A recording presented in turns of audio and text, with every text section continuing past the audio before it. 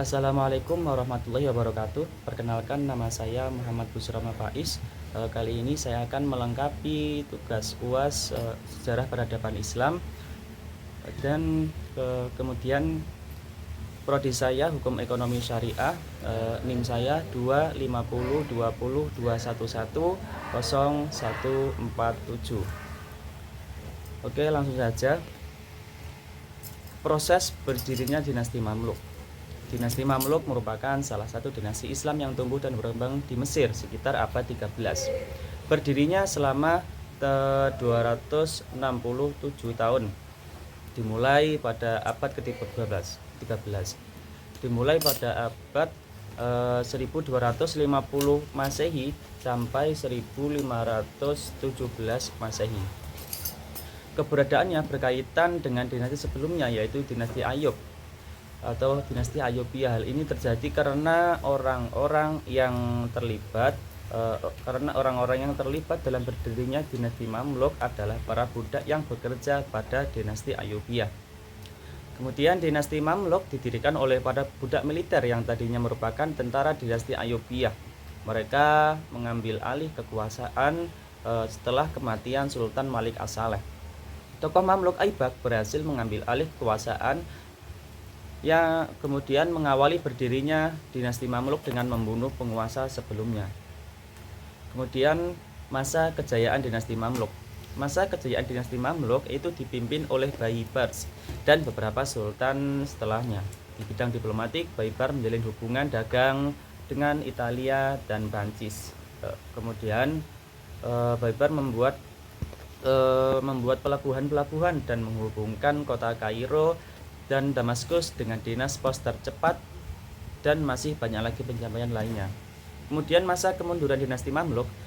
Masa kemunduran dinasti Mamluk mulai menunjukkan kemunduran sejak pemerintahan Mamluk Bahri pindah ke tangan Mamluk Burji pada tahun 1382 Masehi. Para sultan Burji tidak memiliki pengetahuan cara mengatur roda pemerintahan kecuali latihan militer.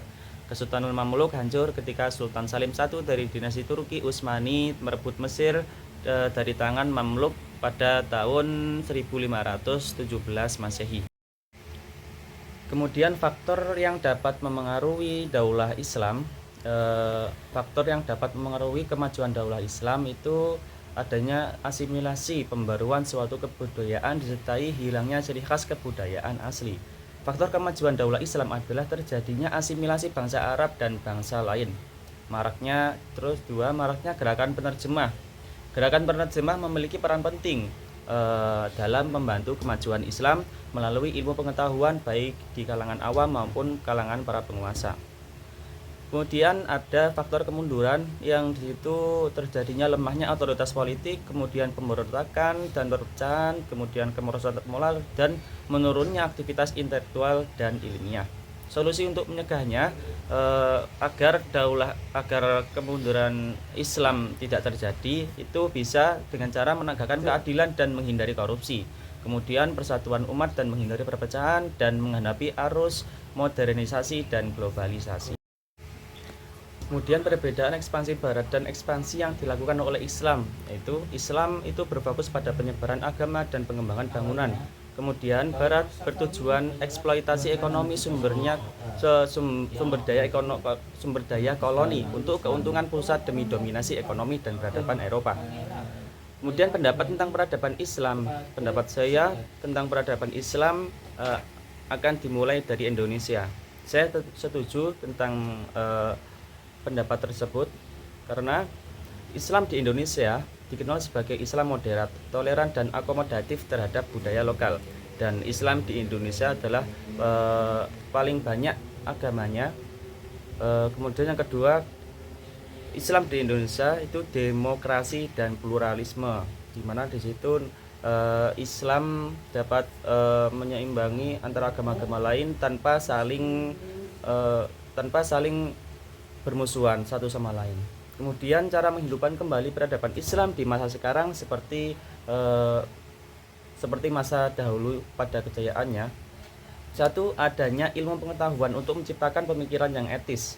Dua, adanya pilar sosial politik peradaban yang kuat adalah peradaban damai dan stabil.